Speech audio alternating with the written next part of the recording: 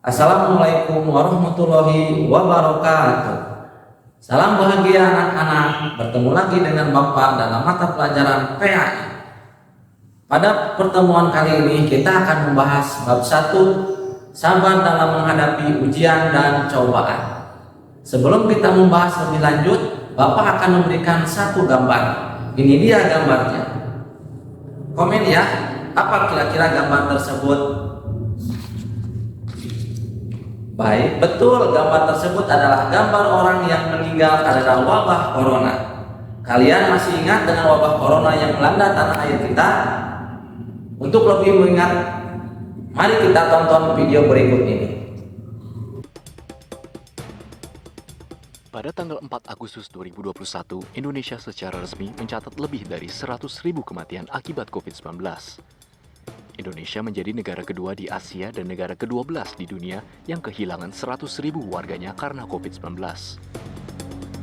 100.636 kematian ini tercatat setelah Indonesia dilanda pandemi COVID-19 selama 520 hari sejak resmi diumumkan kasus pertama pada 2 Maret 2020. Pencapaian pilu ini terjadi setelah Indonesia mengalami masa paling kelam berhadapan dengan COVID-19. Sebanyak 35.628 orang meninggal pada bulan Juli lalu, atau 35,40% angka kumulatif kasus kematian hingga tanggal 4 Agustus. Ketua Bidang Data dan Teknologi Informasi Satgas COVID-19 Dewi Nur Aisyah pada Rabu sore menyampaikan 87% kasus kematian pada bulan Juli berasal dari 10 provinsi. Baik, kalian mungkin sering mendengar dan membaca kata musibah. Kata musibah berasal dari bahasa Arab ashaba yusibu musibatan, yang berarti segala yang menimpa pada sesuatu yang baik,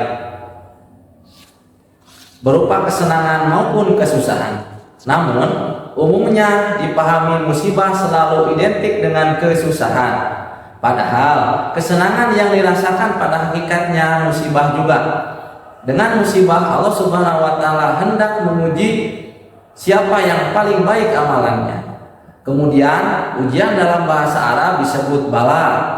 Dalam istilah kehidupan, bala dapat diartikan cobaan yang diberikan kepada hambanya untuk mengujinya atau mengetahui kualitas kemanusiaan itu sendiri.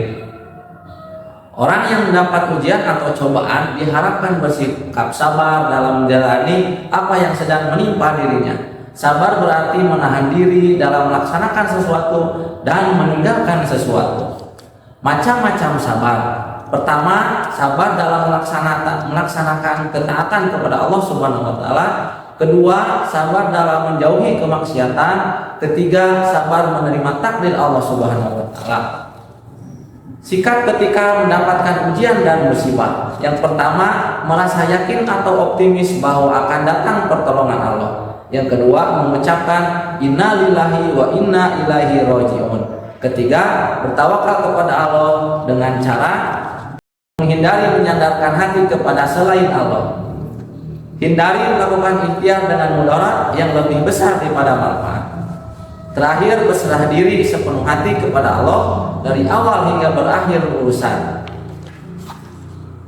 Manfaat menjaga kesabaran dalam menghadapi musibah ujian. Pertama, memperoleh kesudahan yang baik. Yang kedua, memperoleh keuntungan. Yang ketiga, memperoleh cinta Allah Subhanahu wa Ta'ala.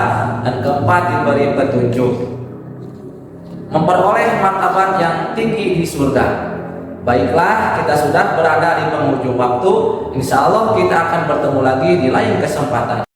Salam inovasi, salam implementasi, Jabar terdidik terbaik.